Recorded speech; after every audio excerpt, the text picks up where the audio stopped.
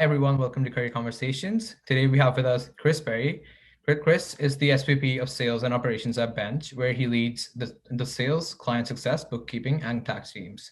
Hi, Chris. It's a pleasure to have you here. Yeah, Arnav, it's absolutely really excited to be here. So we're just going to be going over some questions today that we got for you. What are some opportunities that Bench has for university students and new grads? We have a lot. We are. I'm not keeping score, but I imagine we're one of the largest graduate recruiters in Vancouver. So we are high. We've hired about 400 entry level people in the last year in roles such as bookkeeping, sales, client success, in tax coordinators. So typically, it's work with clients and doing either accounting, like basic, doing accounting work, or client services and sales, but interacting with our clients on a day-to-day basis. What do you look for in a grad while hiring? Is GPA a core factor? What we look at, I wouldn't say GPA is a core factor. I would say that GPA can correlate with what we want or what we're looking for. Depending on the role, if it's a bookkeeping role, we'll look for a slightly different skill set than a client success role or a sales role. But beyond the technical skills, what we're looking for in anyone, and this is entry level, but this is like career, forever into your career, is people that have more like intrinsic skills. And those intrinsic skills that we care a lot about, one of which is responsibility. So people that take accountability to get things done, looking for what they can control in the situation and not looking to kind of blame external factors. We're looking for people who are teachable, open-minded to coaching and feedback. Like, I haven't figured it out. My senior people haven't figured it out. We're all learning all the time. Startups, literally nobody's done what we've done before. We just have to go out there and learn. So we're looking for people with a really learning mentality. And grit. Like, startups are ups and downs, and sometimes you have bad days and bad weeks and bad months, and then you have incredible days and incredible months. So we're looking for, I would say, these intrinsic skills, more so than technical skills, that can correlate with good GPA, because I would say, but it could correlate with just being an incredible athlete, being incredible in your working life, or just having other, in your extracurriculars and in your social life. So GPA in itself is not important, but it can correlate with what we're looking for. Thank you. That's a great answer. And the next question we have is, how important a role does networking play during recruitment?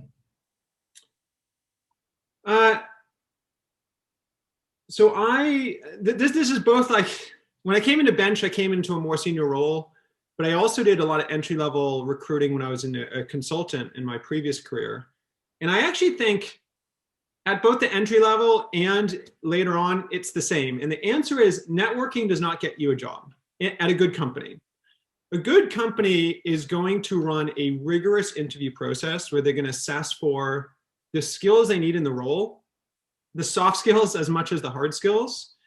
And they're trying to reduce the biases of, like, just, in networking, you kind of bias towards people that look like you, sound like you, have similar backgrounds to you. And you're trying to quiet that, because that's going to lead to bad decision-making. Where networking can help is it can help you get to the interview. So typically, you post a role, there's huge numbers of people that apply with resumes that look very, very similar. And it's actually very, very hard to discern from a resume who's the right person to pull into your interview process. So what I would say is, networking can get you on the radar, and it can kind of get you through that noise, and I would say the randomness of the interview screen. But in a good company, networking will not get you the job. The interview is paramount, and we really, really, really need to assess carefully for the skills required. So another interesting question we have is, what's a way to be a great networker?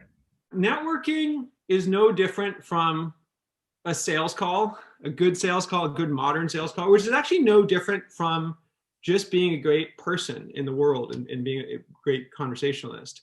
And the number one tip is not coming into the conversation with what you want to say or what you want to get across, but coming into the conversation and ready to listen.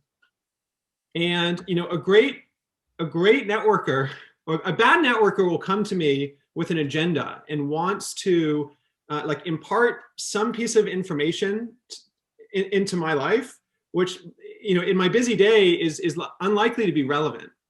Whereas a great networker is going to come and ask me questions about where's my business, what am I struggling with, like what am I looking for in the types of people that I'm hiring, and it's just asking great questions and then great follow-on questions that are unpicking really like what I'm feeling.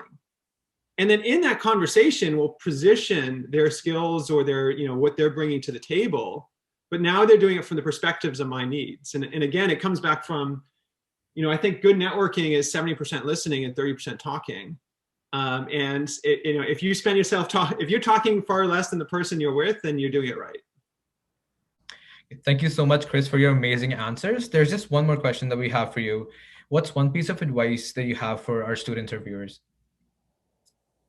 I'm going to go a little bit outside of my swim lane and come up with kind of two that are related. So two things that I've always thought about, one of which is to optimize for growth and learning over everything else. Now, right now, when you're looking to get your first job, it can feel very, very stressful just to get your foot into the door. But very soon, within 6 to 12 months, you're going to have options. And those options will prioritize, location, compensation, short-term versus long-term earnings, learning, et cetera, et cetera.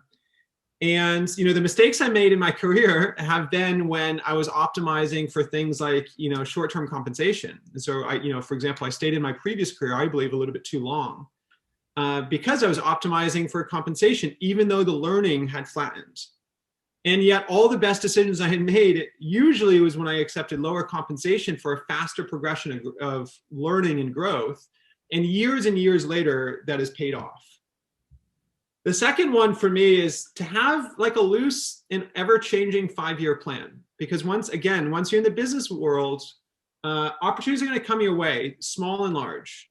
Sometimes it's to help a friend on a project. Sometimes it's to quit your job and go for something different. And it can be overwhelming. Like university is a very structured environment. School and university is like you know what you need to do next. But in the business world, it's very uncertain. And so for me, I always found it very powerful to say, in 5 years, these are kind of the different places I would like to land. And then every time one of these opportunities came up, I could assess that. Will that take me closer to where I want to go versus my current track? Otherwise, it's going to feel different. The real world after university, there's a lot more opportunity than you think, especially 1, 2, 3 years out. But it can be overwhelming and very unstructured. Thank you for such great answers, Chris. It was a pleasure having you, and I hope you have a lovely day. Thanks, Arnav. And thank you to all the students for listening. This has been a pleasure.